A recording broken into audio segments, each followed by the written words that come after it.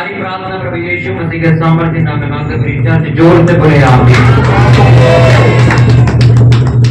पुराना नियम यिर्मयाह की पुस्तक 33 उसका 1 से मैं पढ़ूंगा। यिर्मयाह की पुस्तक 33 उसका 1 से मैं पढ़ूंगा, सभी लोग ध्यान से सुनेंगे। इसके बाद से यिर्मयाह 33 उसका 1 से मैं पढ़ूंगा। पुराने नियम की पुस्तक यिर्मयाह नबी की किताब,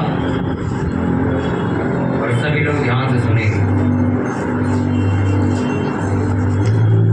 यिर्मयाह 33 उसका 1 पेज नंबर आपके में बदला होगा मेरी क्योंकि बड़ी बाइबल है।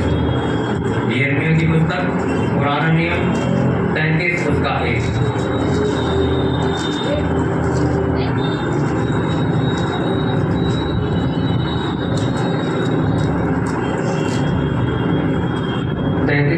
मैं पढ़ूंगा, सभी लोग ध्यान से सुनिए। जिस समय यिर्मयाह पहरे के आंगन में बंद था, उस समय यहोवा का वचन दूसरी बार उसके पास पहुंचा। यहोवा जो पृथ्वी का रचने वाला है, जो उसको स्थिर करता है, उसका नाम यहोवा है। वह ये कहता है, मुझसे प्रार्थना कर और मैं तेरी सुनकर तुझे बड़ी बड़ी और कठिन बातें बताऊंगा जिन्हें तू अभी नहीं समझता। सब बोलो आमीन। मेरे साथ बोलो, यहोवा जो पृथ्वी का रचने वाला है, जो उसको स्थिर करता है, उसका नाम यहोवा है। वह यह कहता है, मुझसे प्रार्थना कर और मैं तेरी सुनकर तुझे बड़ी बड़ी और कठिन बातें बताऊंगा जिन्हें तू अभी नहीं समझता। हालेलुया। जिस परमेश्वर ने इस धरती को बनाया, जिस परमेश्वर ने इस आसमान को बनाया, उसने यिर्मयाह को एक बात बोली, और वो क्या थी? मुझसे क्या कर? प्रार्थना कर।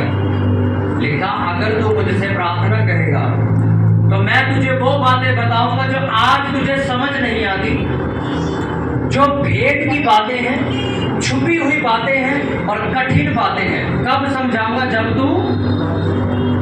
तू मुझसे प्रार्थना करेगा।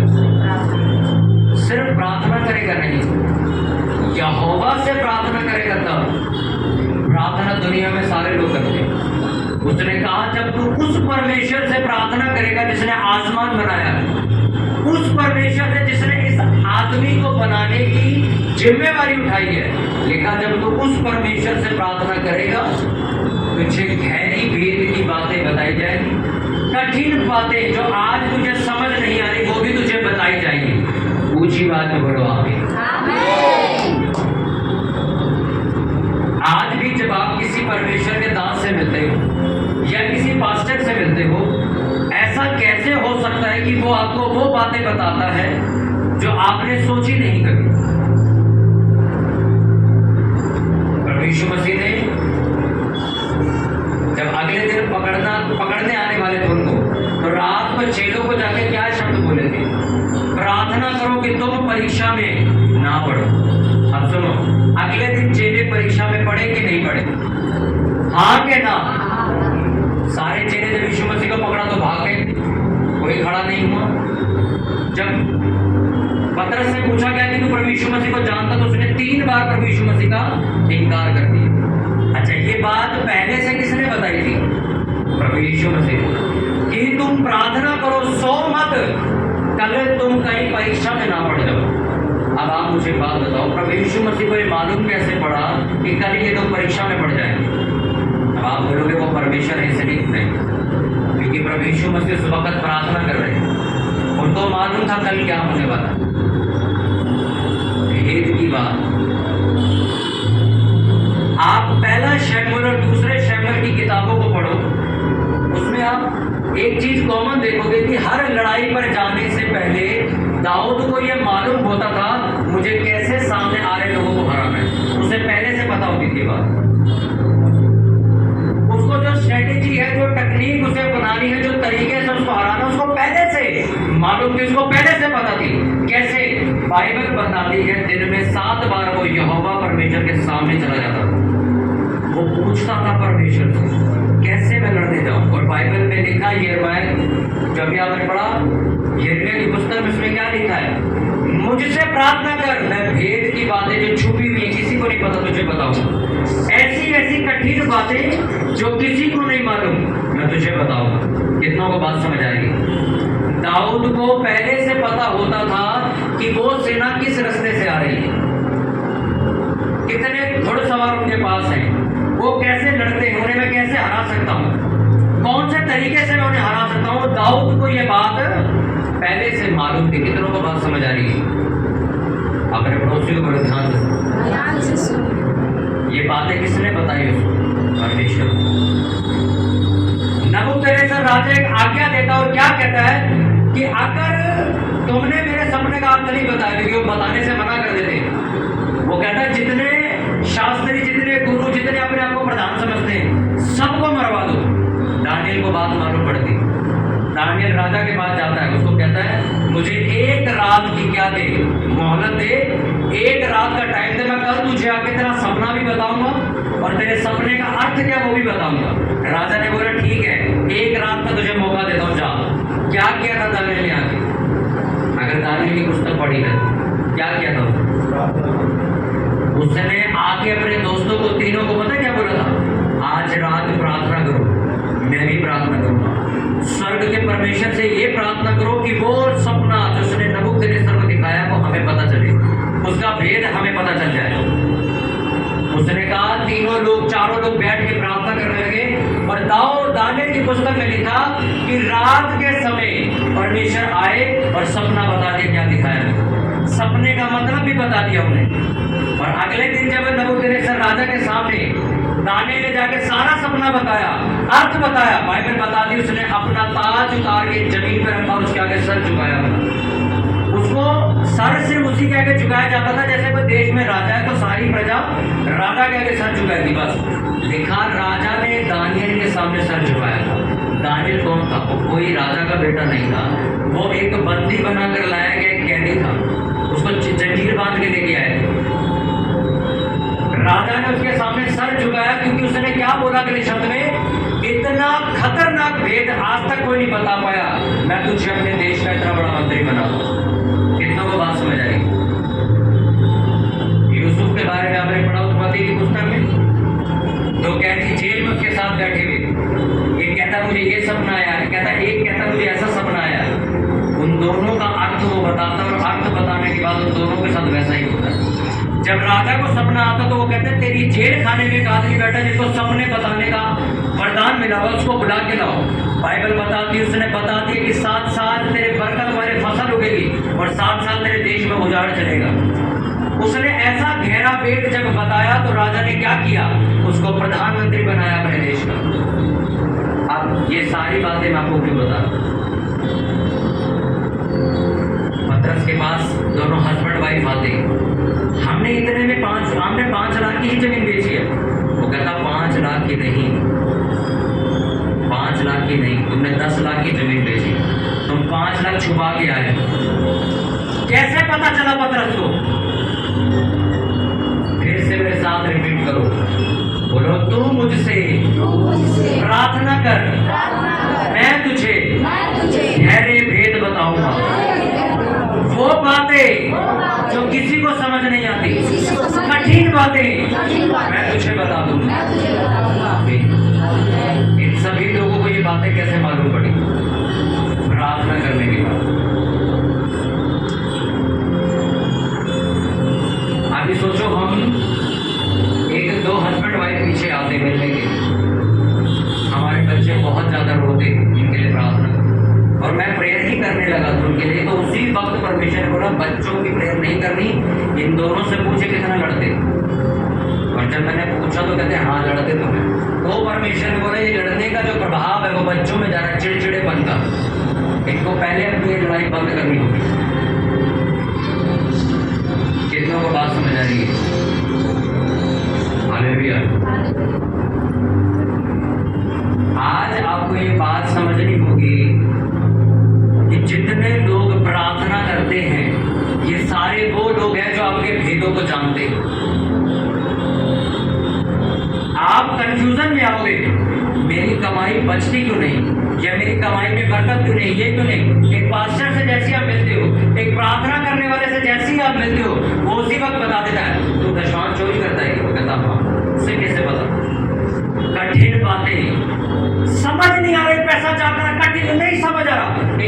आदमी आता है प्रार्थना करने वाला, 5 मिनट में आपको जवाब देके चला जाता है। उसने कहा प्रार्थना करेगा तो तुझे कठिन और छुपी हुई बातें बताऊंगा, तेरे घर के दुख का कारण क्या है, कहां से आया है, ये मैं तुझे बताऊंगा। ये जादू टोना शुरू कहां से हुआ था, तुझे मैं जड़ बताऊंगा इसकी। इतनों को बात समझ आ रही। पर जो लोग प्रार्थना नहीं करते, आप लोगों को क्या लगता, मेरे को भी ऐसा लगता था 2017-18 में, जिससे मिलो पास्टर से प्रार्थना किया करो, विश्वासी से मिलो प्रार्थना किया करो, किसी दूसरे बड़े पास्टर प्रार्थना, ऐसा क्या है प्रार्थना में? आप समझ आती प्रार्थना में क्या है। आपके खिलाफ कौन षड्यंत्र रच रहा है, आपको एक रात पहले मालूम होगा। कितनी बार ऐसा हुआ कि किसी की डेथ होने वाली थी तो सपने में मुझे मालूम था इस घर में डेथ होगी, आपको मालूम होगा। थोड़े दिन पहले हम घर में किसी पैसों की बात कर रहे थे कि इतने पैसे निकाल के हम इस चीज के ऊपर लगाएंगे और अपना काम चालू करेंगे। उसी वक्त परमेश्वर में ये बात हो रही थी, पैसा पानी हो जाएगा, तुम्हारा कूड़े में चला जाएगा, मत कर रहेगा। आज वो एग्जाम्पल के साथ प्रूफ हो गया। एक दूसरे आदमी का काम खराब हो रहा, हम वही सोच रहे अगर हम लगा देते पैसे, हम भी चलाते तो सोचो हमारा क्या हाल होता। हमारे पास आखिरी वही पैसा। भेद आपको मालूम होगी, आपको नुकसान होने से पहले पता होगा क्या मुझे करना है। इसीलिए जब कोई प्रार्थना करने वाला व्यक्ति फैसला लेता है, उसका फैसला खराब नहीं होता। जब ना प्रार्थना करने वाला कोई फैसला लेता है, वो कर्जे में चला जाता है, क्योंकि उसने पूछा ही नहीं था परमेश्वर से। और वो सोचो, अब आप इसमें अफसोस मत करो, अरे अच्छा वो बच गए। इस चीज को दिमाग में डाल लो, अगर बिना प्रार्थना के तुम कुछ भी करने वाले हो तुम फंस जाओगे, क्योंकि तुम्हें भेद नहीं पता कल सुबह क्या होने वाला है। बाइबल में क्या लिखा, कल की बात मत कर, कल की चिंता मत कर, अपने आप देखेंगे। अरे अभी तो ये नहीं पता तुम सुबह उठोगे कि नहीं। आप काम करके आए, ओके ठीक है, इतना मेरे दिमाग में, ठीक है सो जाओ, सुबह बात करेंगे, कल देखेंगे क्या होता है। आप सोचो जिस दुकान को सोच रहे दुकान मेरे को बड़ा फायदा करवा देगी, मैं अपना सारा कुछ बेच के दुकान को खरीद, ये कर लूंगा वो कर लूंगा ऐसा कर लूंगा, आपको सुबह पता लगता है इसके ऊपर 36 केस चल रहे हैं दुकान पे। अगर आप प्रेयर करने वाले नहीं हो तो आप खरीद लोगे और बाद में पता चलेगा इसके ऊपर ऐसा केस चल रहा है, फिर आप रोगे बैठो। प्रार्थना करने वाले व्यक्ति के पास भेद होते हैं, वो कुछ भी प्रेयर नहीं कर रहा तब भी उसको सपनों में बता दिया जाएगा कल क्या होने वाला है, 15 दिन बाद क्या होने वाला है। इसलिए मैं किसी भी सपने को मजाक में नहीं लेता। मुझे अगर सपने में कोई बंदा दिख रहा है इसके साथ होने वाला है, मैं उससे मिलने चला जाऊंगा, पहले मुझे मालूम है ऐसी कोई चीज होने वाली। आपको भी उसने कहा मुझसे प्रार्थना कर, मैं कठिन भेद उसको, अगर आप हिंदी में कोई बाइबल में नीचे उसका उदाहरण भी लिखा हुआ है, देखो, मुझसे प्रार्थना कर मैं तेरी सुनकर तुझे बड़ी बड़ी और कठिन, कठिन का मतलब है मूल में कोठों से घिरी हुई दीवारें, छतों से घिरी हुई बात, चारों तरफ दीवार खड़ी है, ऊपर कोठा यानी कि छत डली है, उसके अंदर जो बात छुपी है कितने लेने का वो भी तुझे बताऊंगा मैं। ये बता घर में बैठ के क्या बात कर रहे थे बारे में। और सोचो आप ना रात प्रेयर करते हो, ना सुबह, ना शाम, ना दोपहर, आपको कौन कुछ करने वाला आपको कभी मालूम नहीं पड़ेगा। अगर आपके घर में कोई प्रार्थना वाला तो उसकी वजह से बच जाओगे, नहीं तो तुम अगर वो नहीं हुआ तो फंसते चले जाओ। बहुत सारे लोग मैं सच कह रहा हूँ इसीलिए बचे हुए हैं कि उनके घर में कोई एक व्यक्ति है जो प्रेयर करता है, उनको बता देता भाई ये मत करो। अगर सोचो वो भी ना करे तो तुम सारे लड़ जाओ। प्रभु यीशु मसीह ने पहले बताई चीजें। कोई भी नबी अगर आप सुनो, कोई भी नबी के बारे में पढ़ो, उसने पहले बताया है कि ऐसा करो, ऐसा होने वाला है। इंडिया जाके राजा कहता है 3.5 साल तेरे देश में बारिश नहीं हुई, अकाल से मरेगा तू भी। राजा मजाक में जब 3.5 साल नहीं पड़ी तो हैरान हो गया, यार तो बात सच नहीं। और जब उसने मुट्ठी भर बादल देखा तो बाइबल ऐसा बताती है, राजा को पता उसने क्या बोला, भाग, इससे पहले कि तुझे भागने का रास्ता न मिले, इतनी बारिश होने वाली। देखा वो भागा वहां से। हालेलुया। इतना को बात समझ आ रही। एक भेद जो मैंने पुरीत को थोड़े दिन पहले बताया था उसको अब समझ आ गई। आपको मालूम रहेगा पहले से कौन सा व्यक्ति किस हद तक जा सकता है, किस हद तक नहीं जा सकता, कहाँ जाएगा। भेद, कठिन बातें, छुपी हुई बातें किसी को नहीं पता, किसी को नहीं मालूम ऐसा होने वाला है, फिर प्रार्थना करने वालों को पता चलता है। अगर आप प्रार्थना करते हो, मैं आज आपको कहना चाहता हूँ, प्रेयर का असली कारण पता है क्या है? चाहे आपकी वाइफ प्रेयर करती हो, चाहे कोई भी करता हो, आपको प्रेयर करनी है। पता है क्यों? आपको सब कुछ पहले मालूम है। आपको मालूम, बिजनेस के अंदर एक इनसाइडर ट्रेडिंग करके एक नाम है, शेयर मार्केट के अंदर। आपको मालूम, जिस व्यक्ति के हाथ वो लग जाए वो इस दुनिया का रघुपति बन जाता है। इनसाइडर ट्रेडिंग का मतलब ये होता है, शेयर मार्केट के अंदर पैसा लगाया जाता है कंपनी के ऊपर कि कल को विश्वास करते हैं अगर ये कंपनी बढ़ गई तो हमारे पैसे भी बढ़ जाएंगे। इनसाइडर ट्रेडिंग का मतलब होता है कि आपको अंदर से खबर मिल चुकी है आने वाले टाइम में टाटा कंपनी इलेक्ट्रिसिटी वाली गाड़ियां निकालने वाली है, आपको पहले से खबर मिल गई, आप अपना सारा पैसा लगा दो और सोचो जिस दिन वो गाड़ी लॉन्च होगी आपका पैसा जो लाखों में करोड़ों में तब्दील हो जाएगा। अब ये कैसे हुआ? आपको पहले से मालूम था कि टाटा कंपनी क्या करने वाली है, गाड़ी निकालने वाली है। इसको इनसाइडर ट्रेडिंग का नाम दिया जाता है। आपको मालूम है बात की नहीं मालूम? जितने भी बिजनेसमैन है सुबह सुबह अखबार क्यों पढ़ते हो, न्यूज क्यों पढ़ते हैं कि कोई ऐसी खबर मिल जाए कि अगले साल ये कंपनी इतना बड़ा प्लांट लगाने वाली है, तो सारे लोग पैसा लगाना लग जाते कि ये बढ़ेगी तो हम भी बढ़ेंगे। आपको मालूम, आज वो व्यक्ति जो कुछ आज 6-7 साल पहले जो लाखों में जिसके बाद आज वो करोड़पति क्यों है मालूम? उन लोगों को 2017-16 में बात मालूम थी कि बैटरी वाली गाड़ी आएगी, उनको 6 साल पहले बात मालूम थी। लोग कहते अबे बैटरी में कुछ जगह पेट्रोल पे चल, उनको मालूम भाई एक दिन आएगा बैटरी वाली गाड़ी निकलेगी, और आज बैटरी वाली गाड़ी सड़क पर चल रही है। इसलिए आम आदमी पैसे वाला नहीं है, वो लोग पैसे वाले, क्योंकि वो विश्वास करते हैं अंदर की बातों पे। इसी तरह कौन मसीही कामयाब है? जिसको पहले से मालूम है कल क्या होने वाला, जिसको मालूम है 6 महीने बाद ये होने वाला। और किसको ये बातें मालूम है? लिखा मुझसे प्रार्थना कर, मैं आने वाली बातें तुझ पे प्रकट कर दूंगा। मैं आपने देखा कुछ पास्टरों को कोरोना आने से पहले उन्होंने भविष्यवाणी की, कहां से ढूंढ के लाए हो? आपने कुछ पास्टरों को देखा भविष्यवाणी करी कि हमारे स्टेट में ये होने वाला और वो हो चुका है। कैसे मालूम पड़ा? देखा मुझसे प्रार्थना कर, मैं भेद की बातें, कठिन बातें तुझे बताऊंगा। आप कौन सी प्रॉपर्टी लेने वाले हो? आपको प्रेयर करनी चाहिए 1 हफ्ते तक। आप गाड़ी लेने वाले हो, आपको प्रेयर करनी चाहिए 1 हफ्ते तक। में सोचो आपने बीच में सुना होगा कि वो 3G इंजन शायद बंद हो गए थे, तो मिट्टी के भाव स्कूटियां बिकी थी, मैं भी ढूंढने गया। अब आप एक बात सोचो, जिसको मालूम नहीं थी बात, उसने 3G स्ट्रोक इंजन वाली स्कूटियां खरीद ली। अब उनकी सर्विस में दिक्कत हो रही है क्योंकि 3G इंजन बनने बंद हो चुके। अब 4G 5G 6G 7G तक पहुंच रहा है। आ रही समझ आपको? जिन लोगों ने अपने घरों के ऊपर टावर लगवाए थे, देखो फोन के टावर खड़े करवाए थे, किराया देती कंपनी, देखा ना 20-30 हज़ार रुपये किराया मिलता, छत के ऊपर टावर लगवा लो। लोग कहते हैं बेवकूफ आदमी, छत के ऊपर टावर लगाना खराब। आज पूछो उससे जाकर उसमें कितना किराया आता है। हर घर में आज स्मार्टफोन इंटरनेट चलता है, उसी नेटवर्क के सारे चल रहा है, और जिसका नेटवर्क चल रहा है जो लाखों रुपये उसको किराया दे रहा होगा मकान मालिक। प्रॉपर्टी डीलर कहते हैं ना भाई साहब आज खरीद के रख लो, 6 साल बाद इसकी कीमतें बढ़ जाएंगी। वो बेवकूफ नहीं आता। अरे मैं आपको खुद बता रहा हूँ, जहांगीरपुर में कुछ टाइम पहले कुछ लाख में एक 25 का मकान मिलता था, आज वो 25 का मकान 6 लाख पे पहुंच गया। पता कैसे पहुंचा वो?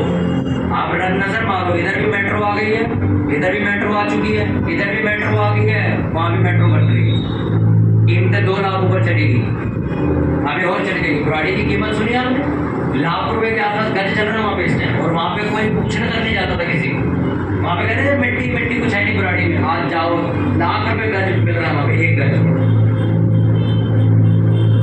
कौन है सफल? जिसको भेद मालूम, जिसको राज मालूम है, जिसको मालूम है कि कल क्या होगा, परसों क्या होगा, परमेश्वर क्या कहना चाहता है। आपको सपने नहीं आते, आप प्रेयर ही नहीं करके सोते। सपने में तो बताता है वो कि मैं क्या करने वाला हूँ। आप नबियों की किताब पढ़ो, कितनी ही चीजें परमेश्वर ने सपने में बताई थी कि कल मैं क्या करने वाला हूँ। एक राजा को जब जानवर बनाना था परमेश्वर ने, दानियल की किताब में उसको सपना आता है, एक पत्थर उठ के मूर्ति पे लगा और मूर्ति गिरी नीचे। कहता इसका मतलब क्या? कहता तेरा राज गिर जाएगा नीचे। अगर आप उसने वार्निंग भी दी थी, कहता सुधर जाएगा तो नहीं गिरेगा, और मैं तुझे बता रहा हूँ अगर ऐसे ही चलता रहा ये गिर जाएगा। उसने छत पे टहलते हुए बोला, क्या ये बड़ा शहर मैंने अपनी ताकत से नहीं बनाया? जैसे ही उसने बोला उसी वक्त उससे वो महिमा छीन ली। इस दुनिया का सबसे ताकतवर आदमी कौन? जो रात को प्रार्थना करता है। क्यों? उसको सुबह मालूम है क्या हो। अपने 20,000 रुपये भी लगाने से पहले उसको मालूम होगा ये चीज घाटे में जाएगी कि फायदे, उसको मालूम होगा पहले से। वो ताकतवर आदमी। कितनी जगहों पे परमेश्वर ने मेरे पैसे बचा दिए। क्यों बचा दिए मालूम? प्रार्थना की वजह से परमेश्वर ने बता दिया था इसमें पैसा मत लगाना, और सारे डूबोगे मिल गए। हालेलुया। आज आपको समझ आ रही होगी प्रार्थना की ताकत क्या, आपको भेद बता देगी। हालेलुया। अपने हाथों को उठाओ और प्रार्थना करो कि प्रभु मुझे प्रार्थना करने वाला व्यक्ति बना।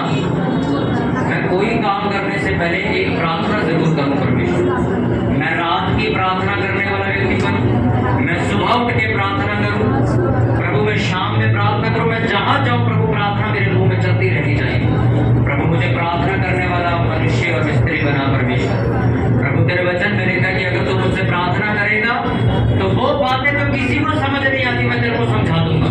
वो बातें जो पूरी दुनिया से छिपी हुई हैं मैं तुझे स्वप्न में आके बता के जाऊंगा, और तू दुनिया की नजर में बुद्धिमान होगा। ऊंची बात में प्रार्थना करके बोलो, प्रभु मुझे प्रार्थना करने वाला मन दे, मुझे प्रार्थना करने वाला आत्मा दे परमेश्वर।